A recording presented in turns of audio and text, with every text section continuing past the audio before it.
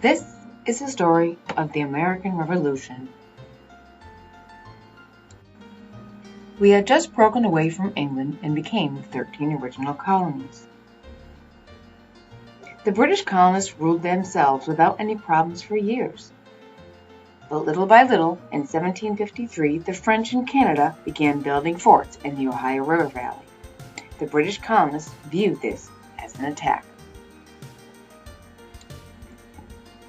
With Indian allies, the colonists fought the French, but it was not enough to fight off the French. The British had to have their government send their army to North America to help the colonists and the Indian allies. The British colonists ended up defeating the French in 1763. In this battle, the British actually helped the colonists.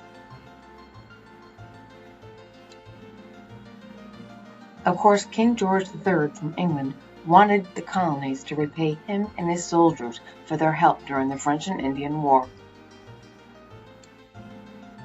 He thought, what better way than to tax them?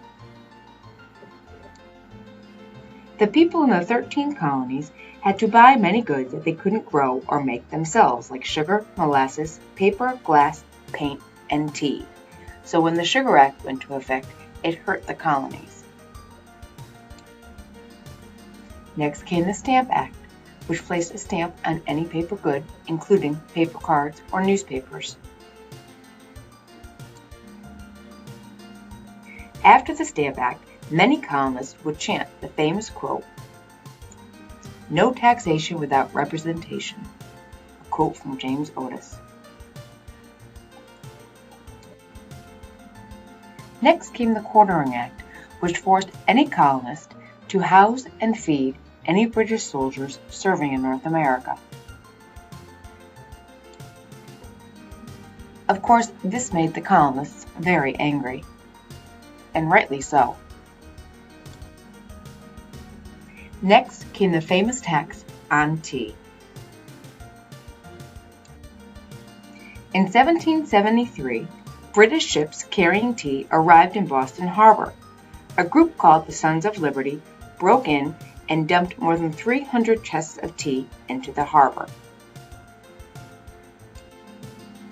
When King George III of England heard about the Boston Tea Party, he immediately put a blockade on Boston Harbor, preventing any ships from entering or leaving until the tea was paid back. And Parliament soon passed a law saying that no ships carrying colonial products could leave the harbor until the colonists paid for all the tea that they had destroyed.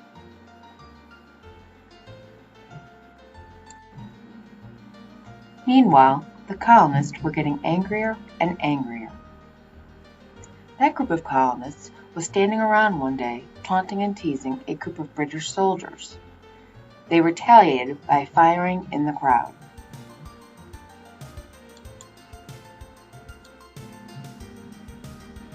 The group was unarmed, of course, and Crispus Attucks was the first man to die fighting for independence. The colonists were enraged. Tensions between the 13 colonies and Britain grew and grew, until finally the colonists had had it.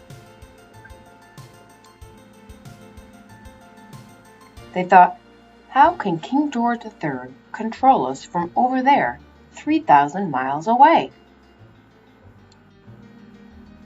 Soon, a call went out to all the colonies to band together.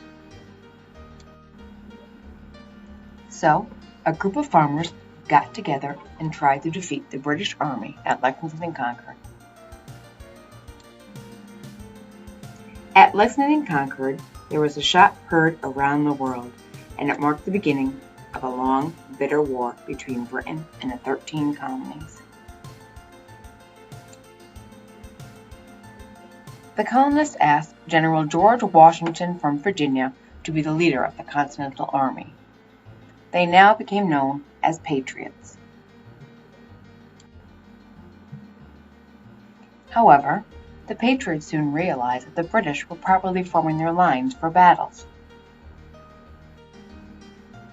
The Patriots did not. Soon generals from the Continental Army got together and decided their troops needed to be properly trained.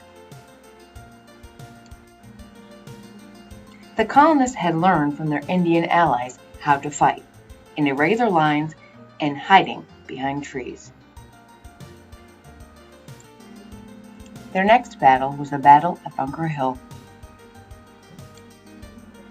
The Patriots worked hard that day, but unfortunately, they lost the battle because they ran out of ammo. The Battle at Bunker Hill became known as one of the fiercest battles of the war, because the colonists were told not to shoot until you saw the whites of their eyes. And even though the British were driven back twice, they still lost because they ran out of ammo. Next was the battle at Trenton and Princeton, which the colonists won, but victory was still far from certain. That winter in 1777, George Washington set up headquarters at Valley Forge in Pennsylvania.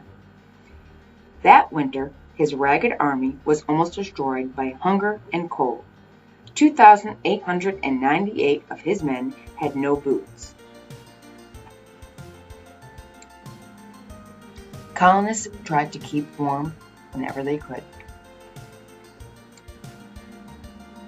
A German soldier named Frederick von Steuben came to help.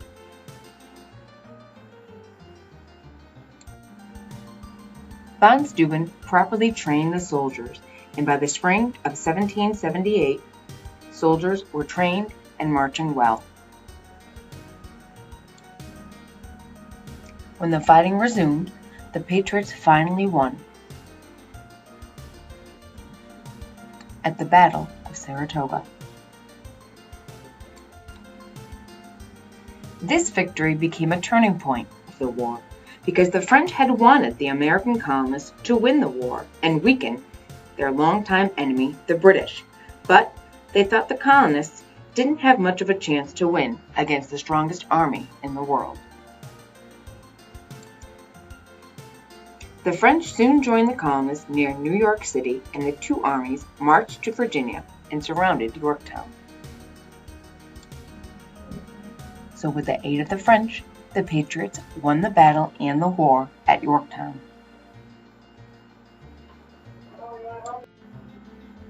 The British finally surrendered. It took over 2 years after that, but finally the Treaty of Paris was signed, and the U.S. then became a new nation, officially called the United States of America. America had won the war, and we were a new nation.